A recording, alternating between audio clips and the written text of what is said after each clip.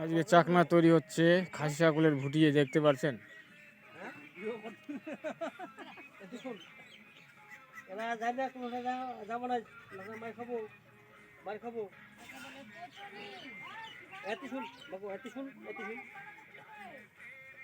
আমরা তো এটাকে ভুটি বলি, কেউ বলে কচুরি।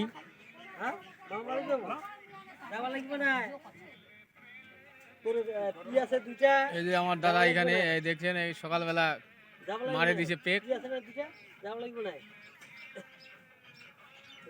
খাওয়ার পরে ডায়লগ শুরু হয়েছে।